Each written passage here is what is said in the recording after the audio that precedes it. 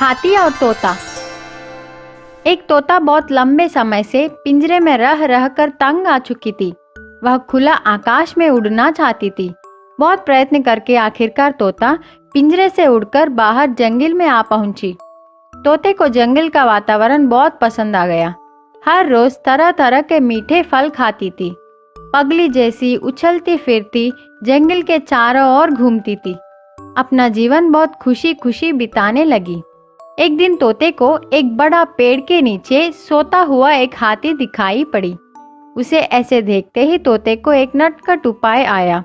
चाहे जो कुछ भी हो, वह हाथी को परेशान करके उसे नींद से जगाना चाहिए। बहुत तेजी से पेड़ के ऊपर से नीचे आई।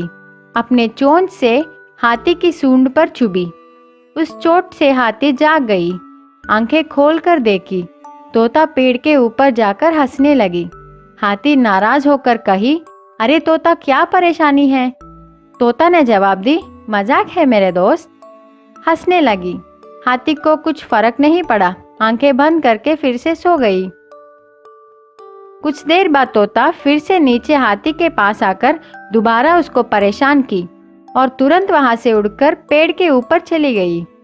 हाथी गुस्से से चिल्लाई, अरे तू फिर से आ गई? क्या कुछ काम नहीं है क्या? लेकिन तोते को यह बहुत मजाक लगा। बार बार ऐसी शरारतें करने लगी। हाथी तंग आ चुकी थी। कुछ करना नहीं चाहा। वहां से उठकर चली गई। तोते को और मजा आ गया। फिर से एक और बार तेजी से जाकर हाथी को अपने चोंच से चुभी। हाथी क्रोधित हो गई। कुछ ना कुछ तो करके उस तोते को सबक सिखाने का निर्णय ली। हाथी एक तालाब के पास गई। अपने सिर को छोड़ बाकी का पूरा शरीर पानी में डुबाई। इसको देख तोते को बहुत मजा आया। वह सोची, अरे देखो, मेरे से डरकर हाथी पानी में जाकर छिप गई। खूब हंसने लगी। फिर से तोता वहां जाकर हाथी के ऊपर बैठ गई।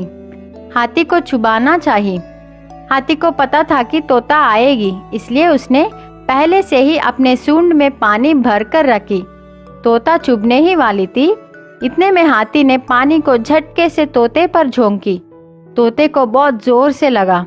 तालाब में गिर गई। जान के लिए तड़प रही थे। हाथी को तोते पर दया आकर उसको पानी से बाहर निकालकर जमीन पर फेंक दी। तोते ने हाथी से क्षमा मांगी। उसको बहुत अच्छा सबक मिला। हाथी जोर से हंसकर वहां से चली गई। अब तोते को बड़ों और छोटों के बीच अंतर पता चल गया। सीख, मजाक करने का भी एक हद होती है।